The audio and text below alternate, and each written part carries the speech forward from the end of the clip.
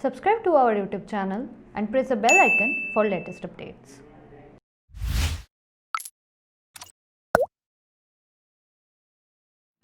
Unlock 5 में schools खुलेंगे और स्कूल्स खुलने से पहले बहुत सारी व्यवस्थाएं, बहुत सारी तैयारियां हैं जो स्कूल्स को करना होंगी। तो यदि आप एक स्कूल प्रिंसिपल, मैनेजर या एडमिनिस्ट्रेटर हैं तो ये वीडियो आपके लिए एक चेकलिस्ट का काम कर सकता है।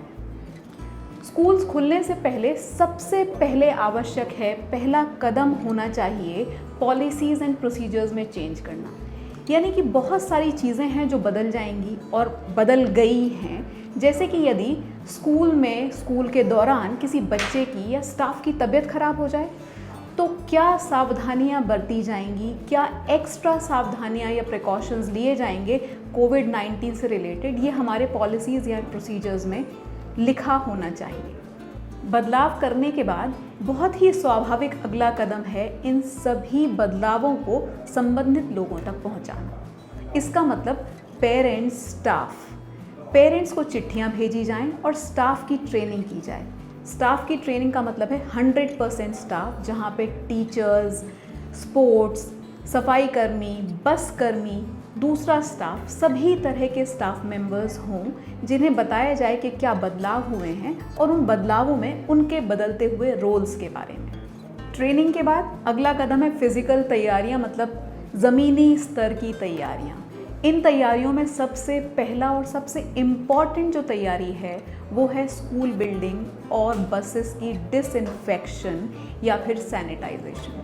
स्कूल में जगह जगह पोस्टर्स लगाए जाएं जिनमें फेस मास्क लगाना, हाथ धोना और सोशल डिस्टेंसिंग फॉलो करना, इस तरह के निर्देश दिए गए हों। सोशल डिस्टेंसिंग को ध्यान में रखते हुए सीटिंग अरेंजमेंट में बदलाव किए जाएं। बहुत सारे बच्चे इकट्ठे एक जगह ना आ जाएं, इसके लिए या तो सेक्शंस बढ़ाए जाएं या फिर शिफ्ट्स बढ़ाई जाएं। अब ये बात तो हुई स्कूल्स खुलने से पहले की। स्कूल खुलने के बाद हवा का बहाव बना रहे और वेंटिलेशन प्रॉपर रहे, इसके लिए यदि संभव हो तो बसेस में और क्लासरूम्स में खिड़कियां खुली रखी जाएं। साफ़ सफाई और सैनिटेशन का खास ख्याल रखना बहुत आवश्यक है। इसके लिए दिन में कम से कम एक बार पूरी स्कूल बिल्डिंग और बसेस का सैनिटेशन और डिसइंफेक्शन किया जाए। ऐसी जगह जहाँ पर ज़्यादा फुटफॉल है या जहाँ पर ज़्यादा हाथ लगते हैं, उन जगहों का एक से ज़्यादा बार साफ़ करना आवश्यक है, जैसे कि रेलिंग्स, दरवाजे, खिड़कियाँ, बाथरूम्स, वाटर कॉर्नर्स। टॉयलेट्स में साबुन और पानी की सही व्यवस्था हो सभी क्लासरूम्स में और हर दरवाजे के सामने, और इसके अलावा जहाँ कहीं भी संभव हो वहाँ सैनिटाइज़र रखे जाएं। कचरे के डब्बे, कूड़ेदान दिन में कम से कम एक बार खाली किए जाएं और यदि आवश्यकता हो तो एक से ज़्यादा बार भी किए जाने चाहिए। कोई भी स्टूडेंट या स्टाफ या उसके परिजन बीमार हैं तो वो स्कूल ना आए, ये रूल बनाया जाए। और ये तभी संभव है जब हम फुल अटेंडेंस अवार्ड्स और इंसेंटिव्स खत्म कर देंगे।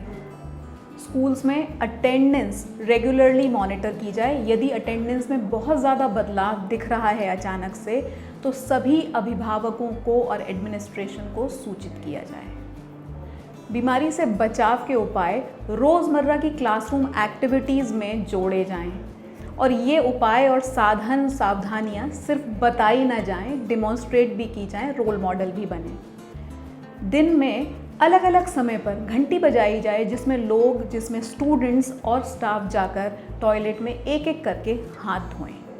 ये समय हम सब के लिए कठिन है और ख़ास करके बच्चों के लिए, इसीलिए सभी के मानसिक और भावनात्मक स्वास्थ्य का खास ख्याल रखा जाए। बच्चों की चिंताएं और प्रश्नों के सही और उपयुक्त जवाब दिए जाएं। उपयुक्त की जब मैं बात करती हूँ तो उपयुक्त का मतलब है ईमानदारी से, सही और एज अप्रोप्रिएट।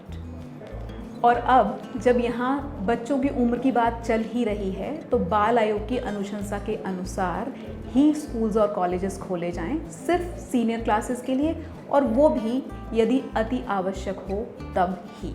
आज के टू द पॉइंट में सिर्फ इतना ही। अगले टू द पॉइंट में हम बात करेंगे किस तरह से बच्चे या स्टूडेंट्स अपना खुद का ख्याल रख सकते हैं जब स्कूल्स और कॉलेजेस जा रहे हैं। अगर आपको ये वीडियो अच्छा लगा हो तो लाइक, शेयर, कमेंट ज़रूर करें और हाँ, मुझे ज़रूर बताएं आप किन विषयों पर बात करना चाहते हैं मेरे अगले टू द पॉइंट में। Subscribe to our YouTube channel and press the bell icon for latest updates.